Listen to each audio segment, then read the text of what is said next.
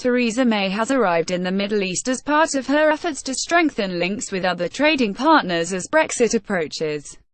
The Prime Minister will hold talks in Saudi Arabia and Jordan during a three-day tour, two countries she visited as recently as April.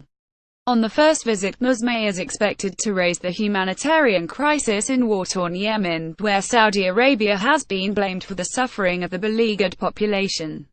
A Saudi coalition was accused by the United Nations of bombing hospitals, schools and wedding parties, as it seeks to defeat Iranian-backed Houthi rebels.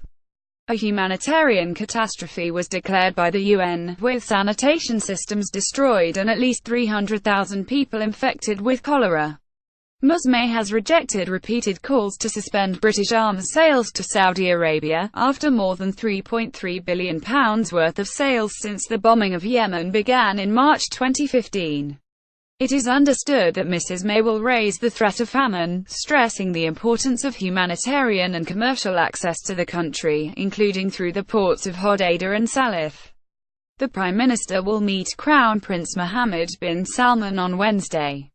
The pair are also expected to discuss Saudi Arabia's diplomatic crisis with Qatar. A spokesman for the Prime Minister said this visit demonstrates that, as the UK leaves the EU, we are determined to forge a bold, confident future for ourselves in the world.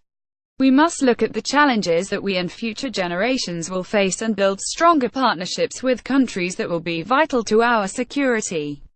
Ms. May will also set out Britain's support for Saudi Arabia's social reform programme, which includes increasing the number of women in work and access to culture.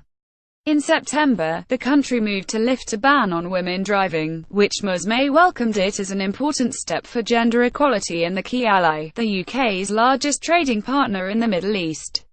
On Thursday, Mrs. May will hold talks with Jordan's King Abdullah and Prime Minister Hani al-Maliki on how Britain can support the country's economy. She will see the impact UK support can have on creating jobs and opportunities in the region by meeting members of the Arab Women's Enterprise Fund. During her last visit, she announced that military trainers would be sent to Jordan, which borders Syria, to help the nation's air force eliminate Islamic State. So far, 4 major training exercises have taken place in Jordan, with more than 3,000 UK service personnel involved. Rounding off her tour, Mrs. May will deliver a speech on the subject of supporting Jordanian economic reform to parliamentarians, business leaders and the media.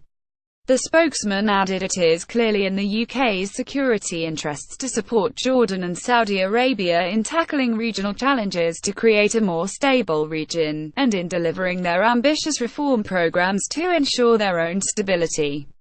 Jordan's continued security, stability and economic sustainability are central to a peaceful future in the Middle East and are clearly in our mutual national interests.